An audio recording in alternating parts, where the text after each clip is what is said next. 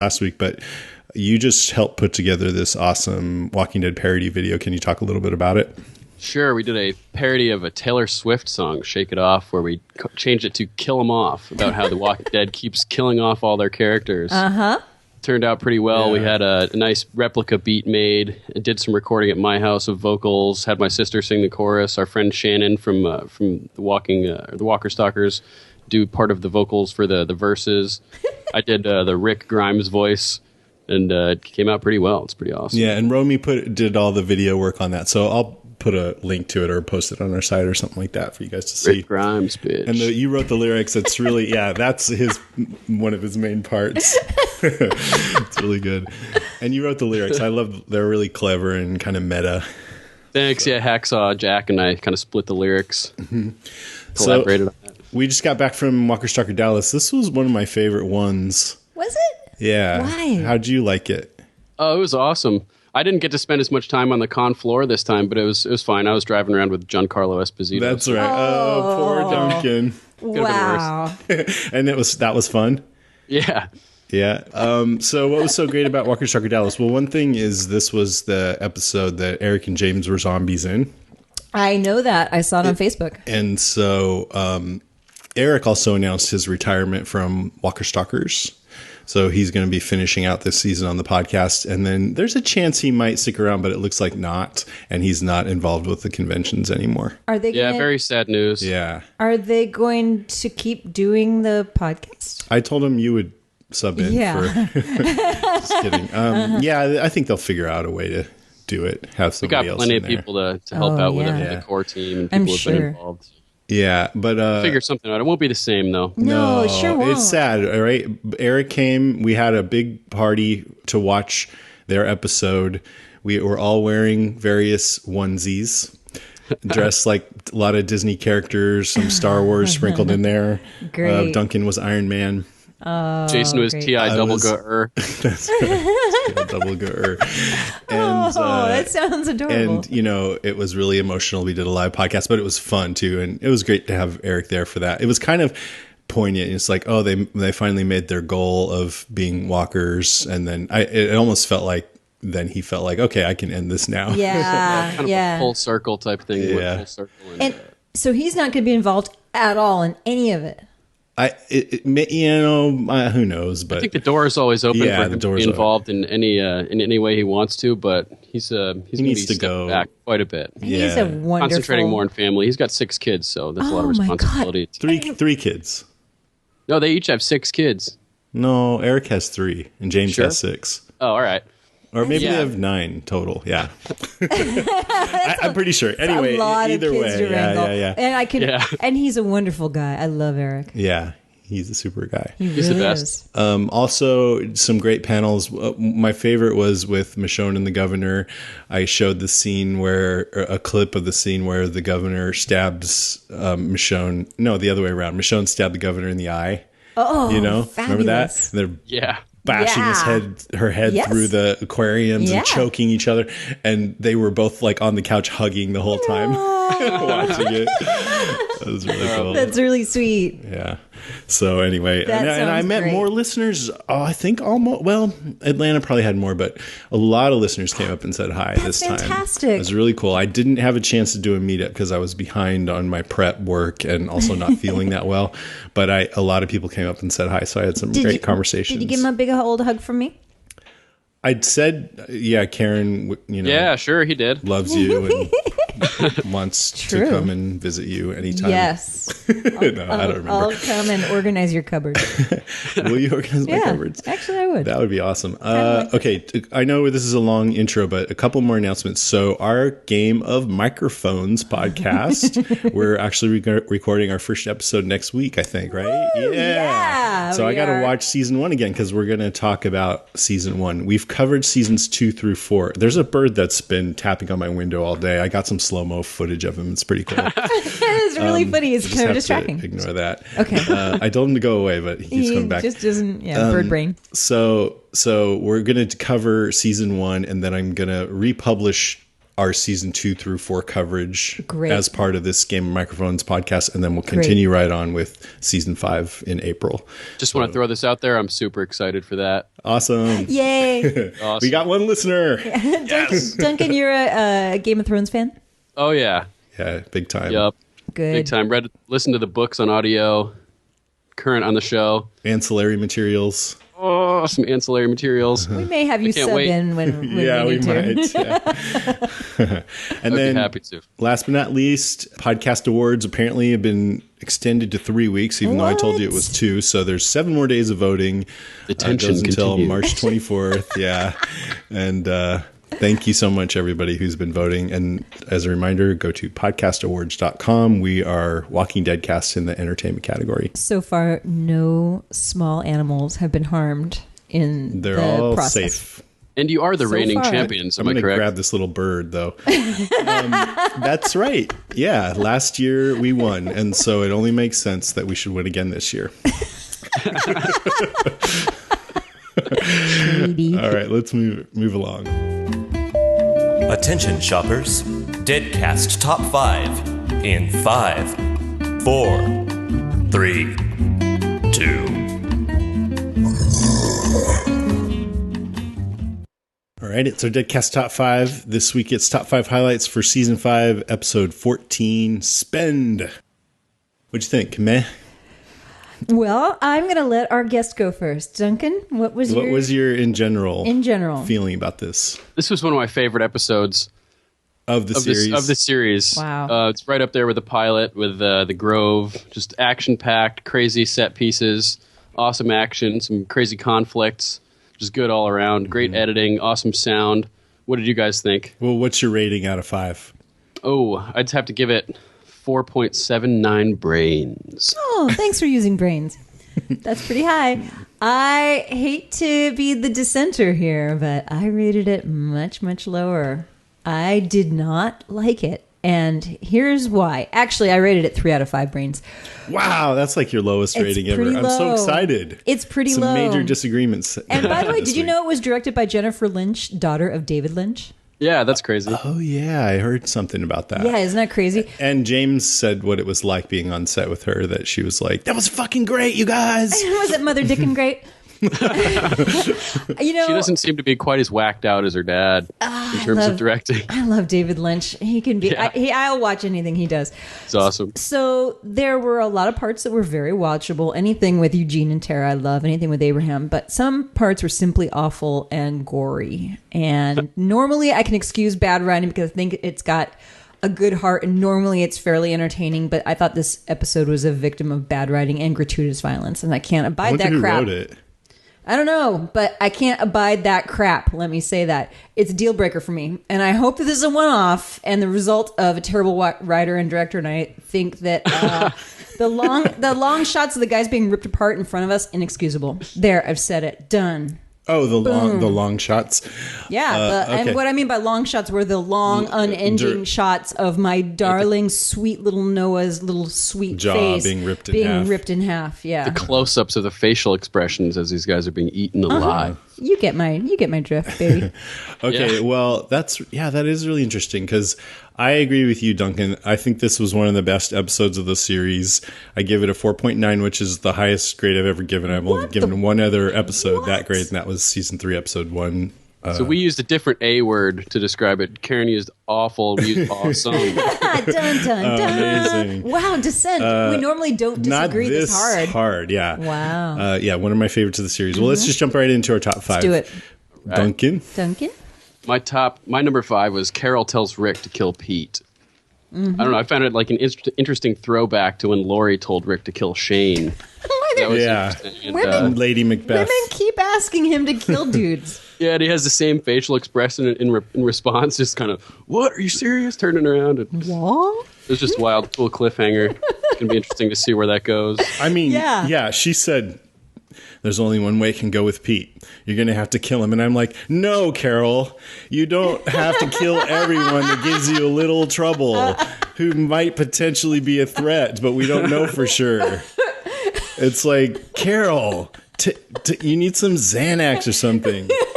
Dude, I mean, this guy, I can see a little bit more than with Karen and David because he seems like a bad guy. And if he's really abusive in this small community in the zombie apocalypse, more than with Karen and David, who I just thought was a total mistake. But I still I still want to use rules that are somewhat moralistic and like put him on trial and then stone him publicly. Yeah, maybe first find out if what the little kid said or hinted at was actually true. It could be anything. Maybe there's a bully. Or this guy could just be kind of gruff. Yeah, it's like, but we know because it's TV and Walking Dead isn't always that subtle that he probably is abusing them. So let's say he's abusing them for the benefit of the doubt. You still don't kill people for that. You sure don't. You put him in another house. maybe even put him in jail for a little while. Try to. We got to remember who we're talking about here. Carol does kill people for that. Carol sure does. By the way, can I just interject? He's the only doctor that we've heard of so far in this community. Yeah, that's the big conflict here. Domestic abuse, but he's the best doctor aside around. from just being evil. Well, he is a drunk. And right now, actually, when Tara pulled up, you heard them outside saying, "Help! We need help! We need help!" That's Tara. That's all the guys pulling up with poor head wound Tara. So now he is drunk. So it'll be interesting to see if he's still going to be a good doctor when he's drunk and working on Tara. I didn't even think of that. It's brutal. Yeah. I'm trying to decide whether I think this is, like you said, bad writing or it's just consistent with Carol's fucked up character. I think it's a little bit of both, maybe, but more the latter. I mean, people are probably not going to agree with me that because a lot of people love Carol. I love watching Carol, but I don't so much like Carol that much lately. No. But I'm glad she's on the show doing what she's doing because my favorite scene, which I'll say later, was also another Carol scene. So... Karen? Okay, so my first one is Eugene redeems himself. Josh McDermott is in fine form as my favorite weirdo, Eugene. I love him. I love that he reiterates to Tara what a coward he is and always has been. You know, he's so upfront about that. It's adorable. I could watch him. You're really that much of a coward? I am. I told you I was. Yes. Like he's got this look on his face like, haven't you been paying attention? Yes, I told you I was. God.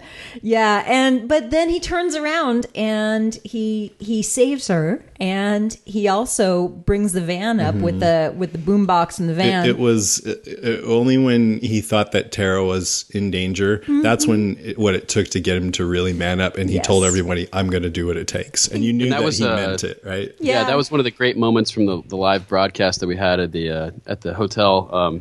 When Eugene starts carrying Tara, everybody started cheering. Yeah. He finally stepped up. That's my number 4, by the way. And by the way, Elena Masterson was sitting right there. I kind of look over at her and she looked kind of biting her nails and stuff. I hope she Sudden lives. head trauma, all eyes on Alana.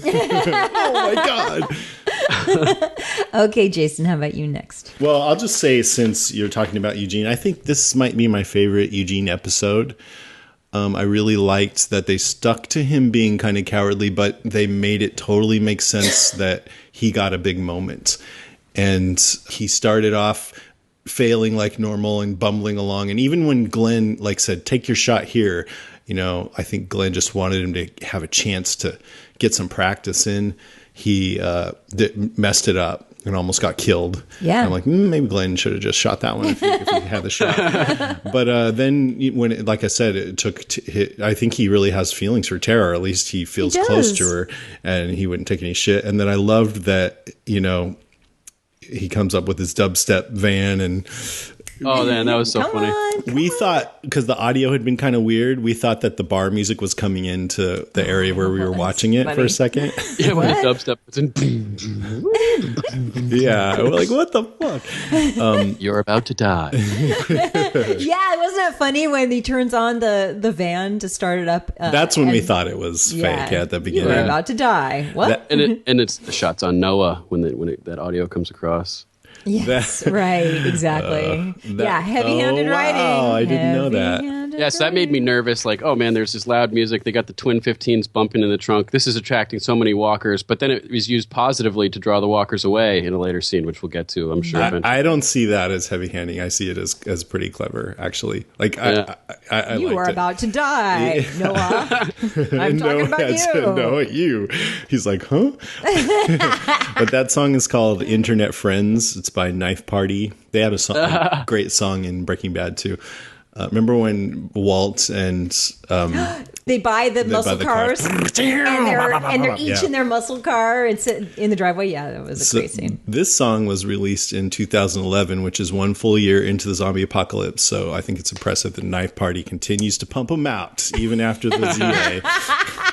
Well, with the state-of-the-art recording studio in a paradise like Alexandria, anything's possible. Right. They've got solar, except you know what? Now the grid's down. So, and by the Yeah, way, you just see one house at night, like all pump lights coming out, and House they're music. like, "Dude, tell Daft Punk to turn it down." But I'll just go ahead and say that's my number one, even though it wasn't. Your turn, Duncan. All right. My next was Eugene Steps Up, so we just covered that. So on with you guys. Okay. My next one was Abraham, the mace wielding badass. I love. Oh yeah, what was that thing? I know. I didn't get a good look at it, but I want to ask him. it looked medieval. It was awesome. It looked like It was something. fun. It looked like something on a chain, like a mace. It looked like a mace, and I love that he was smiling He as he was using totally it, was which is smiling. totally consistent with his character. Yes, exactly. Abraham is in his element, surrounded by a bunch of dead things to beat with a mace. How great is that, right? And it was even fun watching him save Francine. He saved the day, unlike the other Alexandrians that seem to, oh wait, you are in peril. Yeah, we're not going to deal with that. Yeah, he's like, you guys just leave your people behind. What is this? Yeah. Like, well, too much tension, guys. Let's come back and finish this tomorrow. He's like, no, we got a wall to build. Like, we're staying. We got 3 more hours of daylight. And I love that even Francine punched the Tobin. Yeah, that was great. Yeah, Great. and when he said that, he said, "We got 3 more hours. We got a wall to build." That felt good to me because he has been purposeless ever since we found out Eugene was full of crap. Yeah. And so now it's like, he's got his purpose. Got a He's wall found build. his mission. I'm going to kick some ass. I love seeing these Abraham scenes because it reminds me of the comic book, and I've been waiting for him to be Totally. force of nature. It's amazing. Mother Dick. And you'll hear more about that in the comic talk section later on if you want. All right. I wasn't sure why Abraham was breathing so heavy and it was all ominous and slow-mo for a second there. Ooh, I think I know why. Because What? he saw the birds fly off and then realized they were startled by walkers. So he knew Interesting. that there was going to be an onslaught any second. These guys have been out in nature, out experiencing this, so they're tuned to be responsive to these type of natural Duncan. signals. Interesting. Wow. And maybe he smelled the zombie stench. He's all... If he's not just totally blind to it by now from being around it so much. Yeah, that's one of the things I don't like about this show is the stench they don't show how much It's that would not really- affect you. Yeah, it's not really portrayed to a great extent. Well, they did. Remember at the very beginning when they were putting zombie muck on them back in Atlanta? They talked about how bad they They smell. did, but I wish if one of them would have thrown up, then I think that would have been more realistic. Or if they had done an homage to Empire Strikes Back and say something like, these things smell worse on the inside than the outside. Wouldn't that be great? They smell just as bad on the outside. Yes. All right, it's You, my man. turn. Okay, so my number 4 is the structure of the episode. It had several threads. There were the supply run, the scenes with Sam and Carol, the construction site, and kind of by extension, the meeting with Deanna, where Tobin talks to her about Abraham. And then there's the scenes with Rick and Pete, and all bookended by Gabriel.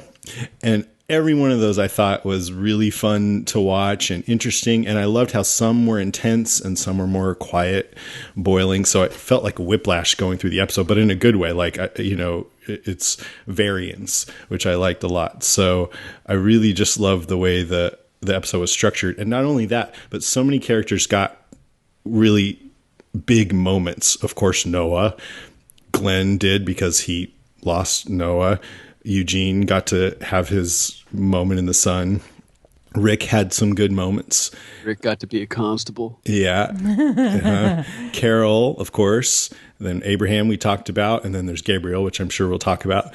All of those were like, wow, really powerful segments. So I thought it was firing on all cylinders. Absolutely. And I like that it was an intense, action-packed episode, and Rick really wasn't in any of those scenes, because that's kind of a neat change, too. I wouldn't want it to be like that every week, but he doesn't always have to be at the center of it. Can I ask, since you're talking about pace and that sort of thing. What did both of you, actually, this is a question for both of you. What did you think about the gore factor on this episode? In particular, when Aiden gets ripped apart and the camera lingered. Did you both see it twice, by the way? Yes, yeah. Jason? Go ahead, Duncan. Yeah, I saw it twice. I like the gore. And Noah? Shoot me. No, yes, I will shoot you. That would be gory. Yeah, it was brutal. I thought it was really effective, just making it all the more horrible to experience. I mean, much more impactful. Yeah, we saw Herschel get his head chopped off. Nope. I don't think they cut away. I don't remember, but this was the goriest death that they've had on the show. And two of them. Yeah. And Aiden getting his chest and body, intestines ripped out. I think that was another one of Kirkman's homages because it reminded me of the asshole guy from Day of the Dead. I forget his name, but they did the same thing. They all reached in and just started pulling out his guts while he's laying there screaming. So I think it was another homage. Noah, I mean, I think in any other show that would be it would be gratuitous, but The Walking Dead is all about gore and zombies, and zombie movies are gory, and I didn't find that it took away from it at all. In fact, this death, Noah's death, I'm totally shocked at my reaction because up until this point, I thought Noah, he's an interesting character for sure. He has potential, but he's been associated with people's deaths that we care about. And so, I don't know. I hope they improve his character. And then when he died, I was like, no, I stood up. I was like, I can't believe they're taking him from us this early. I felt really emotional. And I don't think it was necessarily just because of his character, but for some reason, just the way the episode built up to it had a lot to do with it too. I don't know. I think it's a little bit of both, but I was really impacted by that scene. Well, also they did that. They did the same bad writing trick of at the beginning, they had him talk about the future and how... Yep. And it was so loud in the bar that I didn't really hear that part, so I had no idea what was happening. Yeah. Don't ever talk about the future, people. Don't ever be happy. Don't ever talk about the future. Hey, guess what? They're sending me home from the front. I got finally go get back to my family and my girl. I retire from the police force tomorrow. Right. I mean, I really think that if you don't like that kind of a thing, then you probably don't like this show because they do it so often. They do it every single time, and it's such a cliche. And I'm so surprised the writers keep relying on it. I'm like, why are you still doing it, writers? One of the cool things about the comics, without any real spoilers, is that type of thing doesn't happen as much. A character will just suddenly be killed. Right. Without any foreshadowing at all. Better. Although there is some of it sometimes too, for sure. Whenever somebody gets happy in the comic, I wonder what's going to happen. I'm thinking of a particular guy right now. Anyway. Yeah. Okay, where were we now? I forgot. I think it's now Duncan's turn. Number 3. My number 3 is Nate is a bastard. That's Aiden's friend, right? Nate? No, it's Nicholas. Nicholas, he's the abandoner. He's a bastard. Yeah. He is an abandoner. I couldn't stand it. Yeah. And he's still alive. But you know what? He did get knocked out pretty well by Glenn, and that was very nice. I enjoyed so many people during the viewing party were like, kill him, Glenn, kill him. Yeah. I was like, no, prolong his suffering, bring him back and try him. Yeah, in that moment, like with Carol, I was feeling super judgmental, but in that moment, if Glenn had just flown into a rage and shot him in the face, I don't think I would have blamed him. No, I wouldn't have minded. He just fucking got Noah killed. Ooh. So jerk, asshole. Yeah, totally, man. I'm gonna miss. It's Noah. Gonna be really interesting when they get back, and Deanna's already having doubts about them, and now her son's dead. Yep. And Nicholas will probably make up some lie or something. Who knows? Yeah, and hopefully that he earns himself a knockout one more time. Yeah, I just couldn't believe that. It's just despicable character. Despicable. Yeah. Suffering succotash. Agreed. Sounded like Butthead. Also, Aiden. Aiden didn't exactly wrap himself in glory by firing at a zombie in military armor and grenades.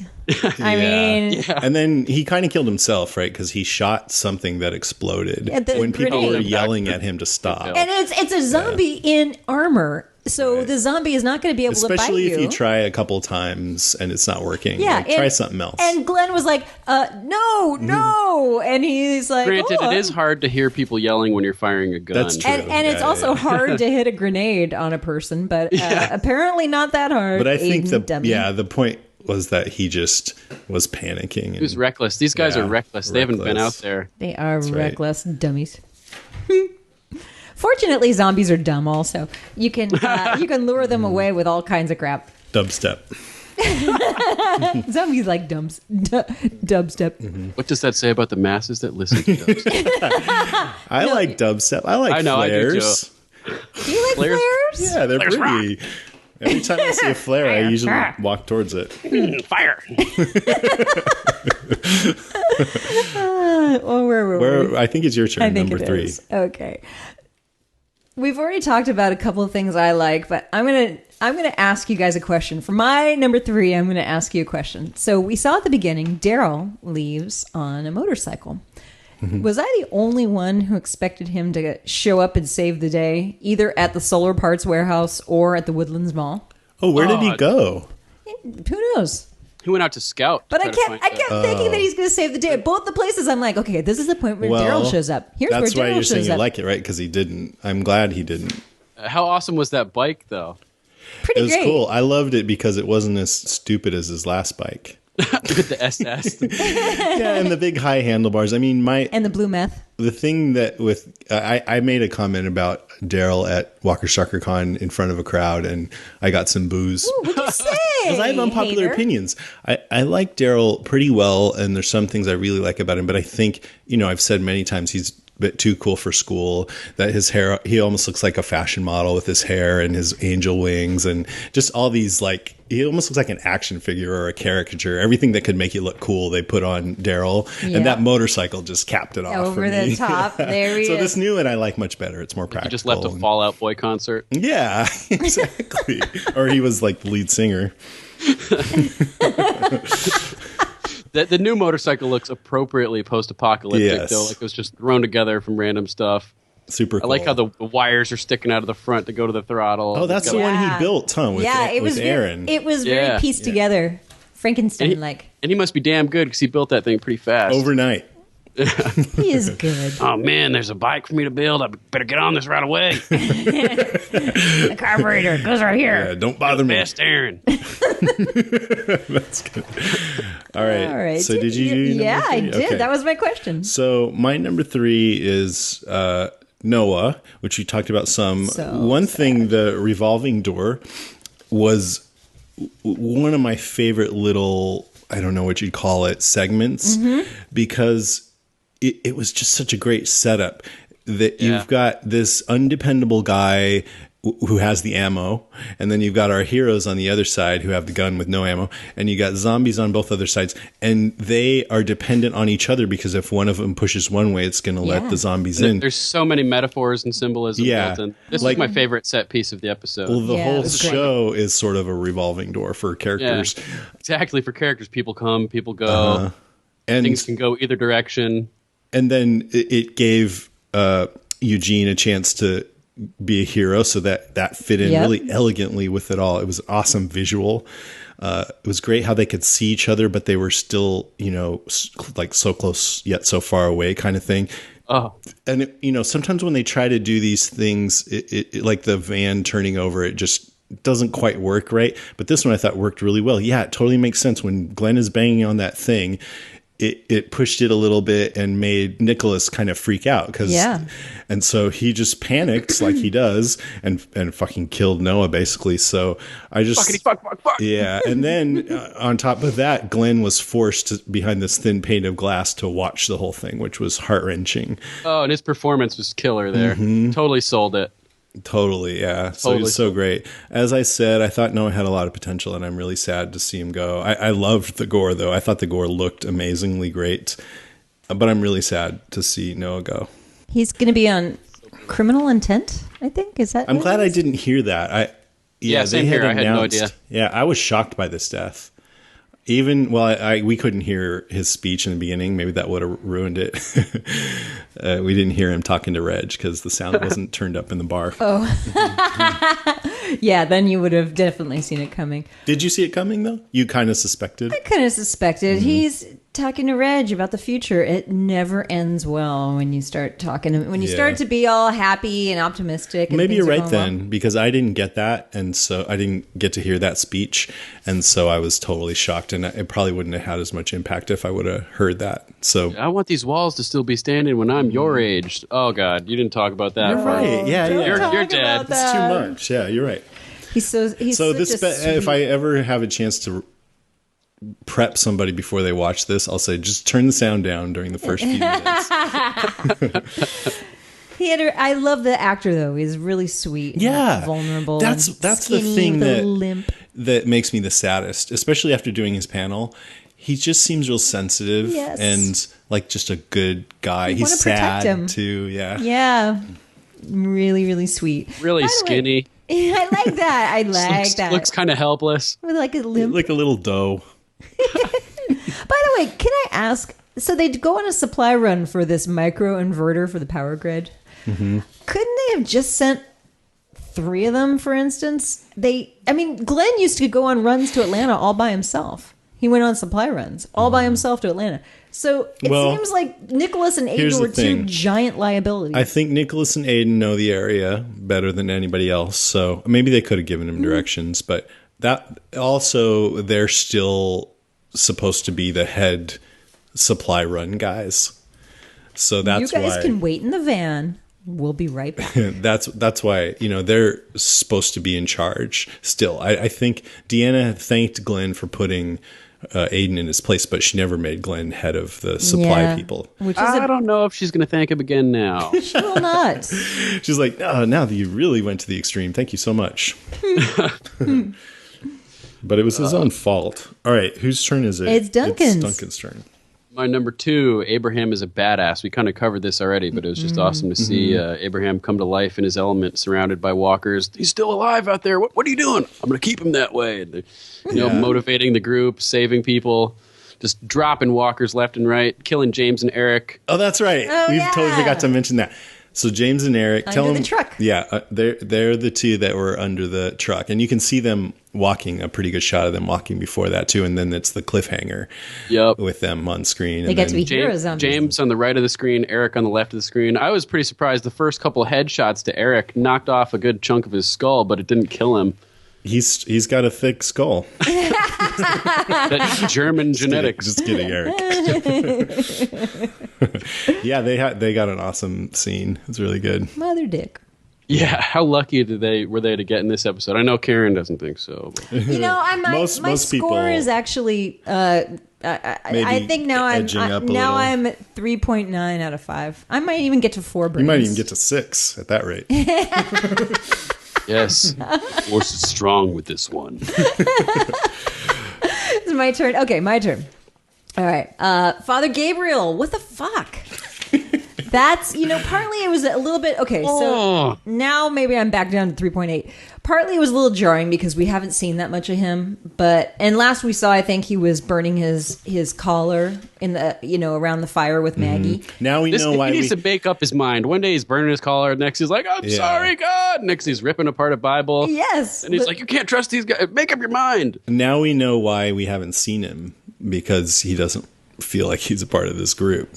People have been asking, where's Gabriel? Because he hasn't been in any of the scenes with everybody. He's been busy ripping up Bibles. He's been crying in his church. So what do you guys think was his trigger to turn on the group here? He could be turning his own guilt against that he feels. That's the only logical explanation I can think of, and he's redirecting people his guilt. do it all the time. They project, and you know what, even people in religion do that sometimes, where they project their own things out onto other people. So I could see that. Sure, common human characteristic. What I think it was at the beginning of the episode when he gets the flowers from Rosemary, I think it was. Strawberries. And says, strawberries, welcome. Yeah.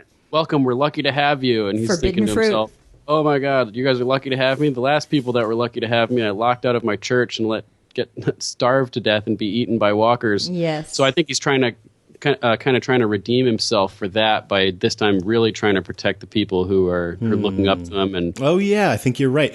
Yeah, I think that's Yeah. why he's feeling so bad, because I think just watching Rick chop up all those termites, he's ever since then thought that they were evil, and he he wasn't there for these guys when they were locked up in the train car, so he doesn't know what led to that. Right, and they told him, but he didn't experience it. And Out of context, it seems horrible. yeah, and so now he's in this new place. I think you're absolutely right, and he's thinking, "Wow, I'm with these bad people, and I'm not. I got to do something, or else I can't live with myself." That makes sense, but I also think he's projecting too. Definitely projecting. Same time. He's one of the baddies. Yeah, he is, You know? because he didn't say we're. he's trying to make up the for devil. it now, though. Like Duncan said, Yeah, he knows he's singularly responsible for the deaths of a good handful of innocents. yeah. Oh, when Maggie heard him saying that, I was so glad. But it was funny. It was interesting because the look on her face, she almost seemed like maybe she was thinking, "Are we bad people? Is he right?" Oh, she's so pissed off. I'd be so pissed off. She We looks saved your bacon, sad. She didn't pal. look mad. She looked sad. I think. you I was know, the second time I was she watching feels to see her betrayed. reaction. Yeah, maybe that's it. They saved him. They I wonder- saved him. Yeah, of course. Yeah. Yeah, they did.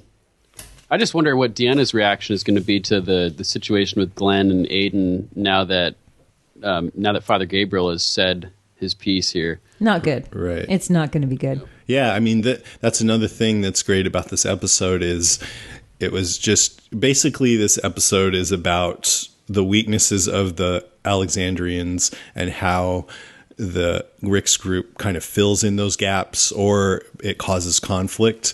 And so where Deanna was like so welcoming of them when they first came, now she's sort of like, oh, did I go too far? Are they starting to take over? And, I'm getting these signals that maybe, I should put the brakes on. And so it's leading up to this confrontation. So I think it's really great. The power grid was down. Get it? The power grid? Oh, yeah. Interesting. Even though Carol can still apparently make cookies. That's a gas stove. Oh, okay. What is she substituting And they have an with endless supply applesauce? of natural gas. What's she She's using substituting? eggs. Yeah. Oh, instead of eggs? Yeah. She's using applesauce Which- for eggs. Yeah. But you'd A think- bunch you'd of our think they'd get listeners chickens. said Chickens are that really easy to works, get. except then one listener said usually substitute applesauce for oil, but I don't know. Or the applesauce could be for moisture, but not for a binding We agent. got a lot of cookie emails We did. after that. A lot of cookie emails. Oh. I know, right? And actually, which was funny because you mentioned the Girl Scout cookie box that you had and you couldn't find Oh, I found it. right after I left. No, Yes. it was a little while later. But it was after. Well, I have it now, except I ate them all. This It is was- what it I have took to. like This 1 or is what 2 I put days. up with, Duncan. Remember that time and Raylan it's- sent us cookies? The zombie finger cookies. No, they were really good little chocolate round cookies, but we recorded remotely that week, so I ate them all. They were really good. Do you remember when we got the zombie finger cookies? Yeah, That was good too. I gave you some of those. Yeah, you did. Where were we? I don't know. Oh, my your God, I turn. have no idea. Okay, if it's my turn, then actually one of my favorite scenes was with Carol and Sam, the little kid. Yeah. I think that kid is great. I think Yes. he's one of my favorite, if not my favorite child actor on the show so far. He's great. He's just really good. He's really good. And her being kind of cruel to him, she said, "Hope you're not expecting to leave with more than half of these. You barely did half the work." I know. It's Stuff like hilarious, that. right? Yeah, and she's like, What do you "I think don't." is going on here with Carol's She attitude? doesn't want to be friends with him because she's been friends with kids in the past and it's led into a Yeah. bad place. She's really Exactly. afraid to get close to him. Yeah. Which makes sense. Yeah, it totally does. Closed her heart it's- off to children after being so emotionally traumatized by the deaths of the other 3 children that Yeah. she's opened to. Right. That's the part that's really clear. But to go a little deeper, what I loved is when she said, "All right, if I'm gonna teach you how to make cookies, you're gonna have to go steal this chocolate." And one more for me. What I took from that is I think she can't help but have this mothering instinct, but she's trying to suppress it. So in her mind, that's a rationalization. Like, all right, I'll let him do it if he can do something for me. Because I'll be getting something out of it. Yeah, but it's exactly. too late. She's all in. She She's went to in. the house Yep. to try She to protect cares. him. She can't help it. She cares enough to kill his dad. Yeah, so he's probably going to be dead soon. His dad will, at least. I think the big question is who's going to kill Pete. Yeah. It could be anybody. I want to see yeah. Deanna kill him. Yeah, you know what? Jesse will kill him.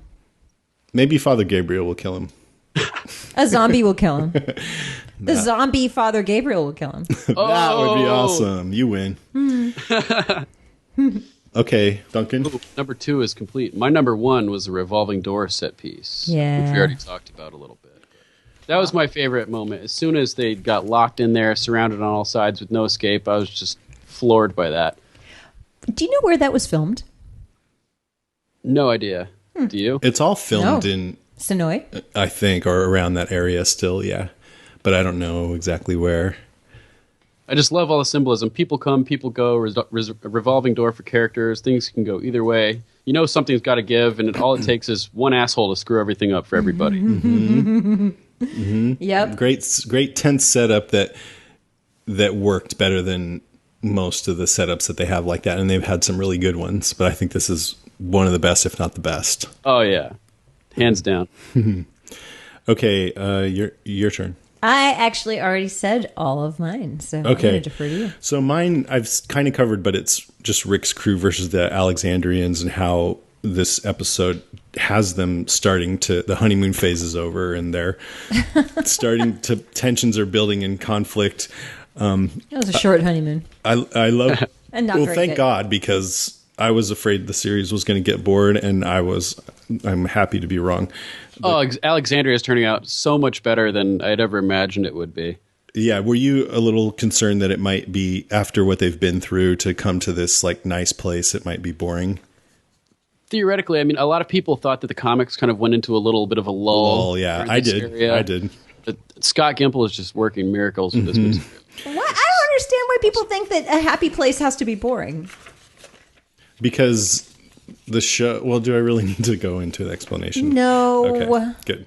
So the construction guy, Tobin, recommends making Abraham the leader of the crew, and Deanna's nervous that Rick's people are being promoted into positions of power, which is a little weird considering she made him sheriff on the first day. Yes. And then made Maggie like the vice president. That was crazy. Just throwing that out there. Michonne is also like co-sheriff. Yeah. But this reminds me of how when Next was acquired by Apple. Do you know that story? No. Apple kicked Steve Jobs out, the founder and iconic leader, when he was very young. He went and formed this company called Next, which was not super successful. It did okay, but they had this great operating system that they made. And during that time, Apple was going down the tubes. They were about to die off, and people thought that they would be sold or they would just go out of business. And so they purchased Next for $450 million or something in order to get their operating system. And Steve Jobs came in as a consultant. And this was, I think, 10 years or 6 years later, I forget. Or maybe it was longer, I don't remember. Anyways, basically what ended up happening is all the people from Next became the lieutenants at Apple and kicked everybody else out, got the CEO fired. So basically Apple paid $450 million to Next so that they'd come in and take over. It was kind of like a reverse acquisition. It ended up being Exact parallel to Alexandria. The smartest thing they ever it did. ended up being the smartest thing. I think they're the most valuable company in the world. So we'll see. So Steve Jobs is Rick here. Yeah, Steve Jobs is Rick. Only if he'd been kicked out of Alexandria earlier, then that would totally make it. It'd be like plagiary. The other conflict, of course, was Rick versus Pete. And I thought that was a great scene because on the surface, it's Pete coming to say hi, but really he's saying, don't fuck with my wife. And I'm going to, needle you about your own wife to show you that, there's so much tension under the surface there. And Rick looked at him when he said, I heard you lost your wife. Like, I'm going to fucking kill you if you don't handle this next part of the conversation well. And there's a nice veiled threat in there where he's like, we've lost things too, but now we're fighting like hell to keep the things we still have. Get your hands off my wife. I saw you at the party. I'm going to kill you. Yeah, right. And he said, I saw you at the party, and you wonder, did he see him kiss her? And then he goes, you were drinking, but maybe he actually did see that, or he didn't. I don't know for sure. And he's drunk, and he's the doctor. He doesn't know it, but he's going to have a total porch dick. That's he's a total porch dick. Yeah. Hashtag total porch dick. All right, notes. I gave you my notes already. What about you, Duncan? Anything else? I think that pretty much covers it. Okay. A lot of good stuff. I got a bunch. So zombie kills of the week. There's some good ones here. I really loved Abraham macing those zombies. That was my favorite. Abraham macing the zombies, yeah. James and Eric kills were pretty awesome. I guess it doesn't count Aiden getting killed, but I loved that how Romero-esque that was. Although I thought it was interesting that Glenn is right there next to Aiden trying to pull him off that thing. And then at the last minute, he decides he can't do it. And so he pulls away, and then the zombies come right in. It's almost like a synchronized swimming move or something. Yeah. It's too bad he didn't just raise his... Was he out of bullets? Could he not Synchronized kill cannibalism. Aiden? I think he was out of bullets, yeah. That's the I worst love part. that moment where he gets fully surrounded and he just smiles, mother dick. Like he's right where he wants to be there. You're talking about Abraham now. Yeah. No, I was talking about Aiden. My, But yeah, that was. He said "mother dick" twice in this episode. you did? Yeah, I can't remember exactly when, but I know I heard it twice. Although I did watch the episode twice, so it could be that.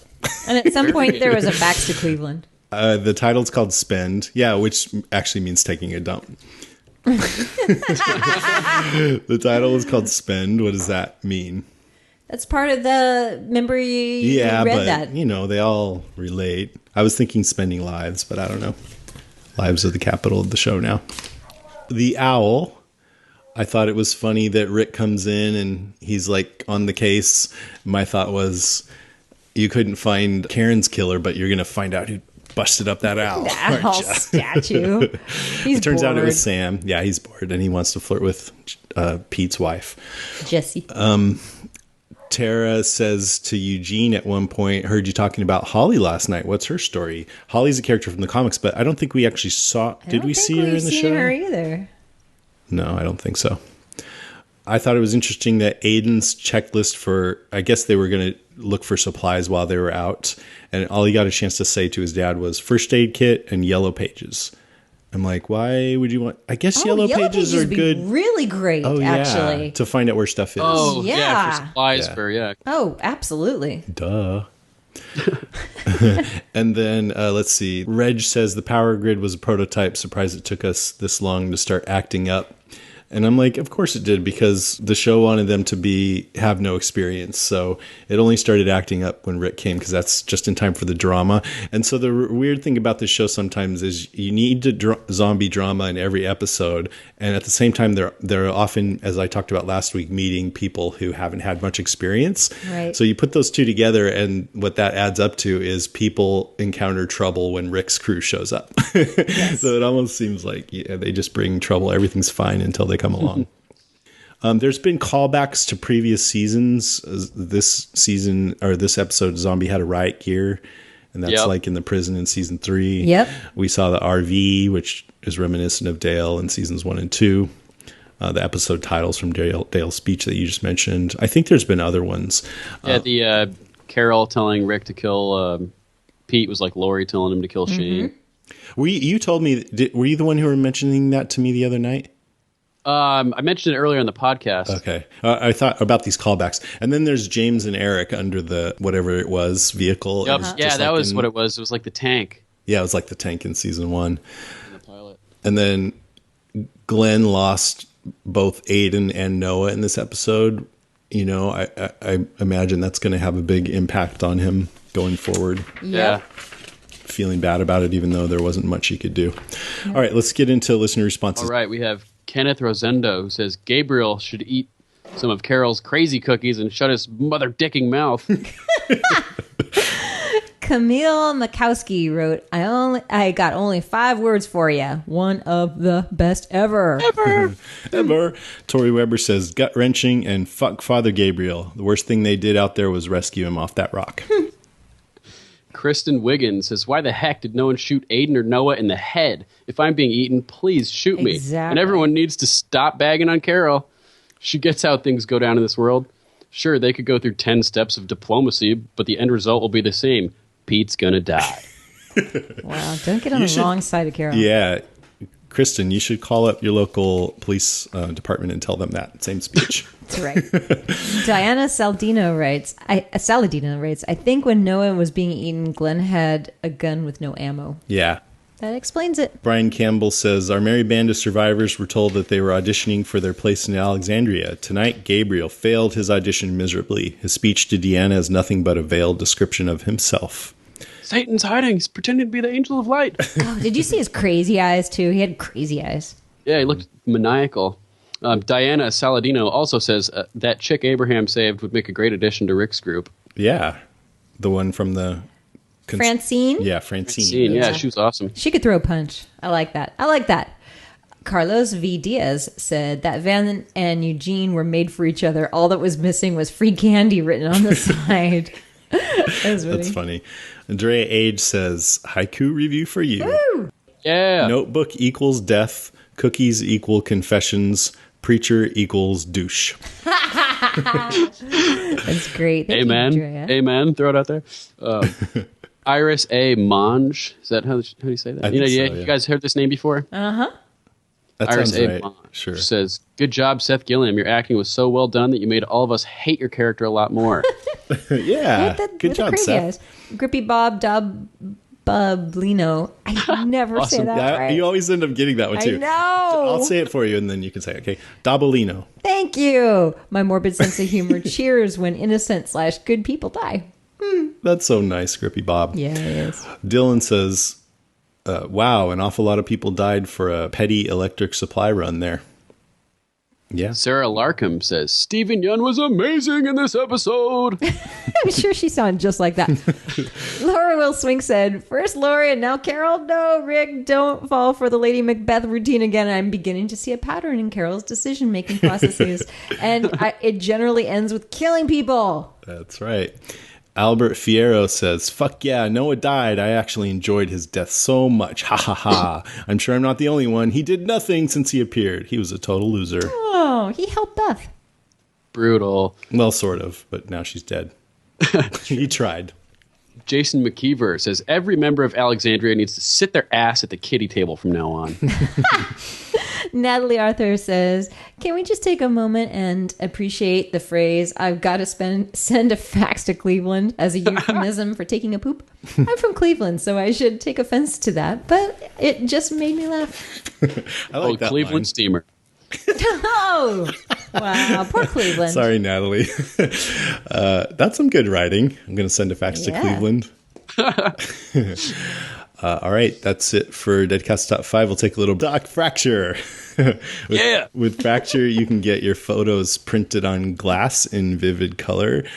For 15% discount, you go to fractureme.com and use promo code GAK, that's G-A-K, at checkout. Taking pictures is great. We all take pictures, but the bummer about picture taking is they just live on your phone, and printing them and framing them can be really time consuming and overwhelming and not all that fun. And Fracture is incredibly easy to do, and the product is actually much cooler and nicer looking, I think. So all you do, well, the founders of Fracture just founded it around this simple idea. There should be a better way to print and display your photos. And that's exactly what this is, right? Yeah. Yeah, They're because beautiful. all you do is upload your photo to fractureme.com and select the size that you want. And then they send it to you, and it comes packaged in this really nice, environmentally friendly package. And it looks great. And they really do look great. They're almost kind of glowy, I think, or luminescent.